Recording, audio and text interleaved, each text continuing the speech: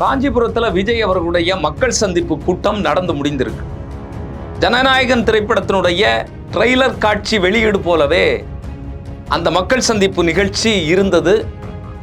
நம்ம அதை வீடியோவில் பார்க்கும்போது அந்த உணர்வுகள் தான் ஏற்பட்டது. இதில் பல்வேறு விஷயங்களை அவர் பேசுகிறாரு. குறிப்பாக அவர்களுடைய தேர்தல் அறிக்கையின் சாரம்சம், அது மாதிரி இங்கு ஆட்சி செய்து கொண்டிருக்கக்கூடிய திமுகவை வலுவாக எதிர்த்து கொண்டிருக்கிறார். பல்வேறு கேள்விகள் இதில் நமக்கு எழுந்திருக்கு. அவர்கள் சொல்கிறபடியே கொள்கை எதிரியாக இருக்கக்கூடிய பாஜகவை எந்த இடத்திலும் எதிர்த்து அவர் பேசவில்லை. அவருடைய நடவடிக்கைகள் எல்லாம் அப்படிதான் இருக்கு. இந்த விஷயங்கள் குறித்து தான் இந்த காணொலியில நம்ம பேச போறோம். இந்த திரைப்பட பிம்பத்துக்குள்ளாலே சிக்கி கொண்டிருக்கிறார் அப்படிங்கிறது தான் நமக்கு விஜய் அவர்களுடைய இந்த காஞ்சிபுர பொதுக்கூட்டம் தெளிவுபடுத்துது. இடையிடையே பஞ்சு டயலாக்கு, பிளாஸ்ட்னு பேசுறது, அதற்கு ஆரவாரத்தோட மக்கள் கைதட்டுறது. இதுல ஆக்கப்பூர்வமாக ஏதாவது விஷயங்கள் பேசினாரா அப்படின்னு சொன்னா மிகப்பெரிய கேள்வி. எங்களுடைய கொள்கை எதிரி, அரசியல் எதிரி யாருன்னு நாங்க சொல்லிட்டோம், அதுல எந்த விதமான குழப்பமும் இல்லை, ஊசலாட்டமும் இல்லை அப்படிங்கிறத விஜய் அவர்கள் பேசுறார். ஆனா இதுல மிகப்பெரிய ஊசலாட்டம் இருக்கு. இதுல தடுமாறிக்கொண்டிருக்கிறார். இன்னும் சொல்ல போனா அவர் பாஜகவினுடைய பக்கம் சாய்ந்து இந்த அரசியலை செய்து கொண்டிருக்கிறார் அப்படிங்கிறது தான் நம்முடைய குற்றச்சாட்டு.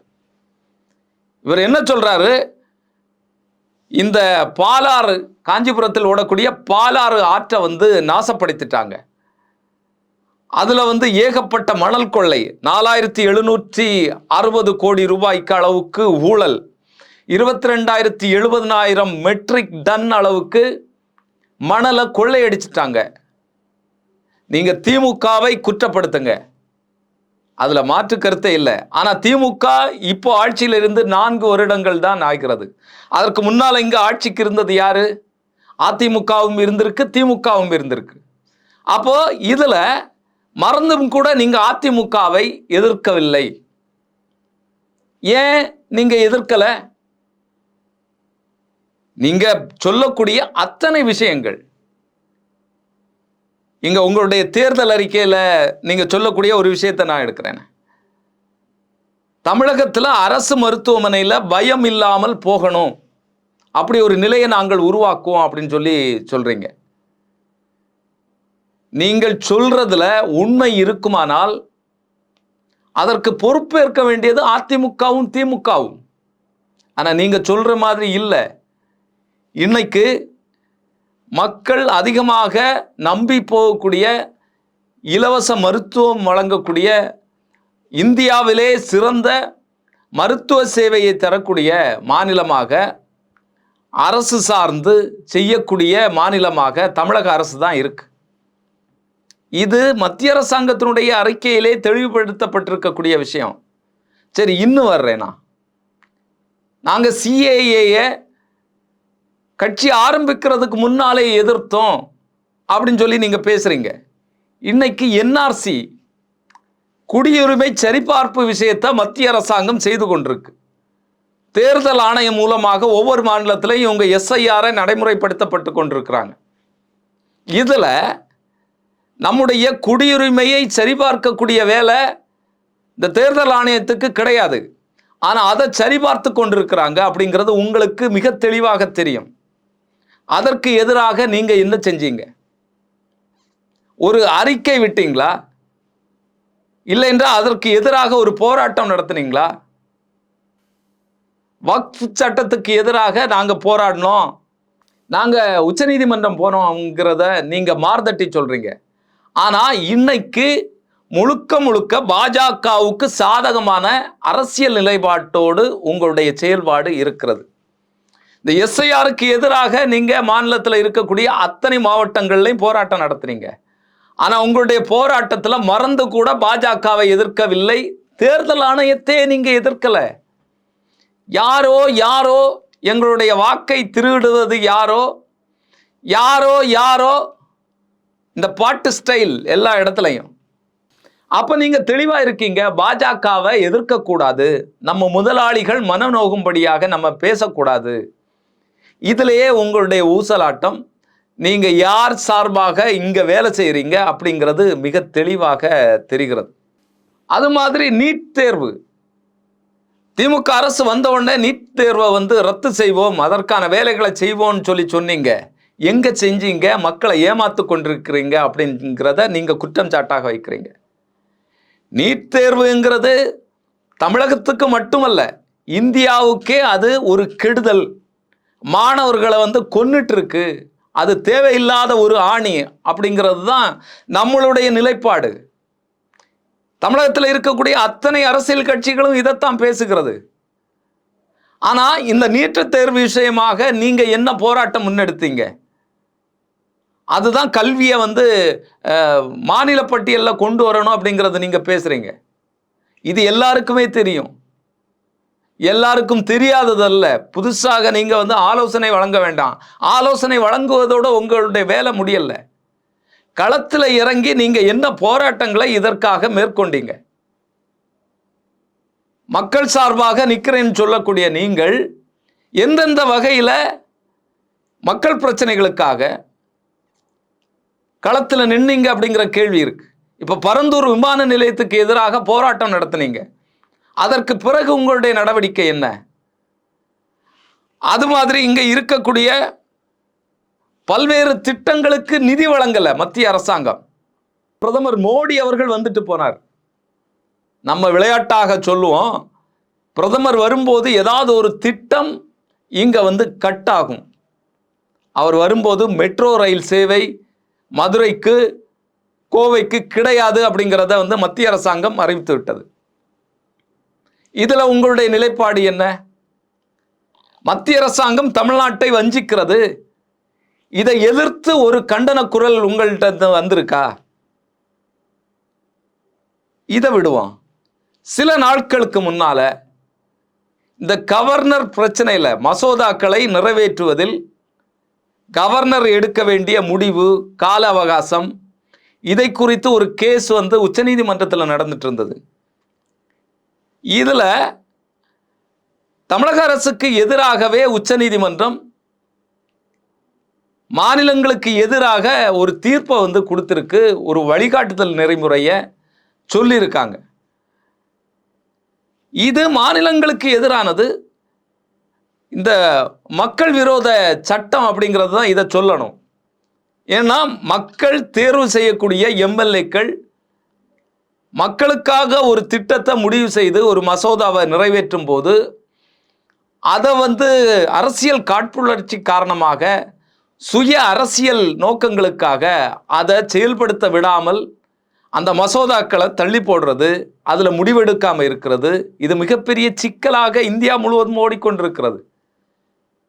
இப்போ பாஜகவினுடைய ஆட்சியில் அவர்களுக்கு பிடிக்காதவர்களுக்கு, பிடிக்காத மாநிலங்களுக்கு இந்த மாற்றாந்தாய் மனப்பான்மையோடு அங்கே இருக்கக்கூடிய கவர்னர்கள் வேலை செஞ்சுட்டு இருக்கிறாங்க. அப்போ இதை எதிர்த்து நீங்கள் ஏன் வாய் திறக்கல? உங்களுடைய நிலைப்பாடு, உங்களுடைய கட்சியினுடைய நிலைப்பாடு இதில் என்ன அப்படிங்கிற மிகப்பெரிய கேள்விகள் நமக்கு இருக்கு. உங்களுடைய கொள்கை எதிரியை எதிர்த்து இதுவரைக்கும் என்ன பேசுனீங்க? பேப்பரில் எழுதிட்டா போதுமா எங்களுடைய கொள்கை எதிரி அப்படிங்கிறத? அப்ப இதையெல்லாம் செயல்முறைப்படுத்தணும். இங்க அண்ணா மக்களை போய் நேரடியாக சந்திக்கணும்னு சொன்னாரு. அதனால தான் அண்ணாவை எங்களுடைய கொள்கை தலைவராக ஏற்றுக்கொண்டிருக்கிறோம் அப்படின்னு சொன்னீங்க. அண்ணா நோய்வாய்ப்பட்டு இருந்தபோது கூட மக்களை போய் சந்திச்சாரு. ஆனா நீங்க காணொலியில உங்களுடைய வீடியோக்களை வெளியிட்டு இருக்கிறீங்க, அறிக்கை வெளியிட்டு இருக்கீங்க. மக்களை இதுவரைக்கும் போய் நீங்க சந்திக்கல. மக்களுடைய பிரச்சனை என்னன்னு தெரியல. அதனால தான் இந்த மாதிரியான முதிர்ச்சி இல்லாத அளவுக்கு உங்களுடைய பேச்சுக்களும் யாரோ எழுதி தாரதை வாசிக்கக்கூடிய நிலையில தான் நீங்க இருக்கீங்க. மக்களுடைய பிரச்சனை தெரியணும், மக்களுடைய வலி தெரியணும், தமிழகத்தில் என்னென்ன சிக்கல்கள் ஓடிட்டு இருக்குன்னு தெரியணும். இந்திய அளவில் இங்கே ஆளக்கூடிய பாஜக அரசு இந்திய மக்களுக்கு எதிரான என்னென்ன திட்டங்களை கொண்டு வருது அப்படிங்கிறது தெரியணும். இங்கே மக்களால் உருவாக்கப்பட்ட நிறுவனங்கள் இன்னைக்கு அதானிக்கும் அம்பானிக்கும் கொடுக்கப்பட்டிருக்கிறது அப்படிங்கிறது உங்களுக்கு தெரியணும். அது தெரிந்தாலும் தெரியாத மாதிரி கண்மூடி இருக்கக்கூடிய பூனையாக நீங்கள் இருந்திருக்கீங்க. அதுதான் உண்மை. அதில் எந்த விதமான மாற்றமும் கிடையாது. இடையிடையே பஞ்சு டயலாக் வேற அடிக்கிறீங்க நீங்க. இந்த விஜய் சும்மா எதையும் சொல்ல மாட்டான், சொன்னால் செய்யாமல் விட மாட்டான். மக்கள் ஆரவாரத்தோட கை தட்டுவாங்க. மக்கள் இன்னுமே அந்த சினிமா எண்ணத்தோட அந்த மனப்பான்மையிலே உங்களை பார்க்க வராங்க. இந்த சினிமா இதுலேருந்து வெளியே வரணும். யார் வேணாலும் அரசியலுக்கு வரலாம். ஆனால் சினிமா பிம்பத்தை மட்டுமே முதலீடாக கொண்டு இங்கே அரசியல் செய்யக்கூடாது அப்படிங்கிறது தான் நம்மளுடைய எதிர்பார்ப்பு, நம்மளுடைய மனநிலை. அதனால தான் எதிர்க்கிறோம்.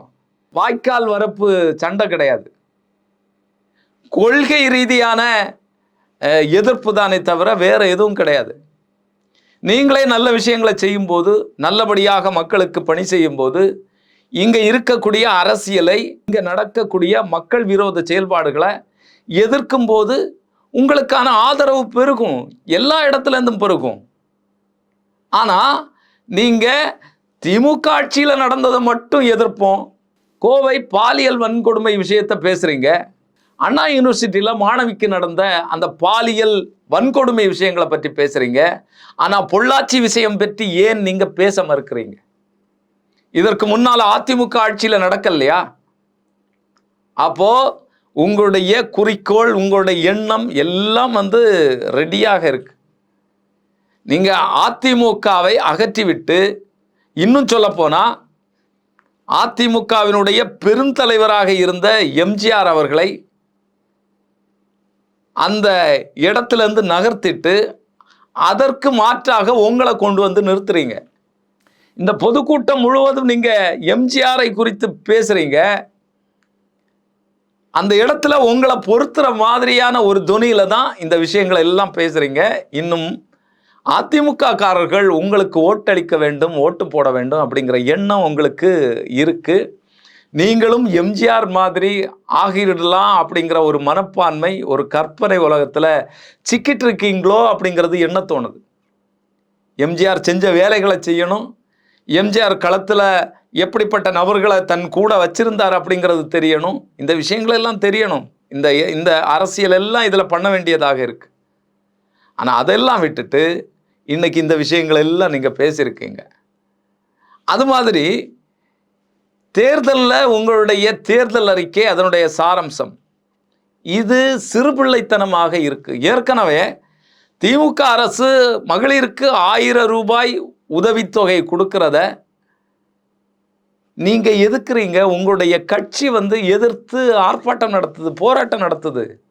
இலவச பஸ் வேண்டாம், வேண்டாம் வேண்டாம், இலவச பஸ் வேண்டாம், வேண்டாம் வேண்டாம், 1000 ரூபாய் வேண்டாம். நீங்க சொல்றீங்க இலவச வீடு கொடுக்க போறோம், நல்லது. இலவச பைக்கு வேற கொடுக்க போறீங்க. இது என்ன மனநிலை? இது புரியலையே. பைக்குங்கிறது அடிப்படை தேவையா? இன்னைக்கு ஒரு மனுஷனுக்கு தேவை உள்ளவன் வாங்குவான். பைக் இல்லை, கார் தான் எங்களுடைய லட்சியம் அப்படின்னு வேற இன்னொரு உருட்டுறீங்க. இப்போ என்ன மனநிலையில் இருக்கிறீங்க, என்ன ஒரு மாயாஜால உலகத்தில் இருக்கிறீங்க அப்படிங்கிறது தான் நமக்கு என்ன தோணுது. இதில் இன்னுமே நீங்கள் தரைக்கு வரல. தரைக்கு இங்கே இருக்கக்கூடிய சாமானியன் என்ன நிலையில் இருக்கான், அவனுடைய வாழ்க்கையில் என்னென்ன பாடுபட்டு இருக்கான், இங்கே இருக்கக்கூடிய அரசியல் கட்சிகள், ஆட்சியாளர்கள் எந்த அளவுக்கு பாதிப்புகளை அதில் உருவாக்கிட்டு இருக்கிறாங்க. குறிப்பாக மத்திய அரசாங்கத்தினுடைய ஜிஎஸ்டி, மத்திய அரசாங்கம் இங்கே மக்களுக்கு எதிராக நடத்தக்கூடிய சில விஷயங்கள், தமிழகத்திலே வடமாநில தொழிலாளர்கள் இங்கே இருக்கக்கூடிய பணியிடங்கள்ல அமர்த்தப்படுறது, உங்களுக்கு இணக்கமாக இருக்கக்கூடிய அதிமுகவினுடைய ஆட்சியில் கொண்டு வந்த பல மோசடி விஷயங்கள், இன்னும் சொல்லப்போனால் இப்போ நடைமுறைப்படுத்தப்பட்டு கொண்டிருக்கக்கூடிய எஸ்ஐஆர்ல வடமாநில தொழிலாளர்களை இங்கே சேர்க்க இருக்கிறது. இதில் எல்லாம் உங்களுடைய நிலைப்பாடு என்ன? இதில் எந்த தெளிவும் உங்களுக்கு இல்லை, அதை பற்றி எந்த கவலையும் இல்லை. ஒவ்வொரு கூட்டத்திலையும் ஒரு 5-6 டயலாக் பேசிட்டு நம்ம ஆட்சியை பிடிச்சிடலாம் அப்படிங்கிற ஒரு மிதப்பில் நீங்கள் இருக்கிறீங்க. ஒரு மாயாஜால உலகத்தில் உங்களை கட்டமைச்சு வச்சிருக்கிறாங்க உங்களை சுற்றி இருக்கிறவங்க. இதெல்லாம் உடைச்சிட்டு முதல்ல வெளியில் வந்து மக்களுக்கான வேலையை, மக்களுக்கான அரசியலை களத்தில் இறங்கி செய்யுங்க. அப்புறம் வந்து முதல்வர் ஆகலாம். இன்னொரு காணொலியில் சந்திக்கும் வரை நன்றி, வணக்கம்.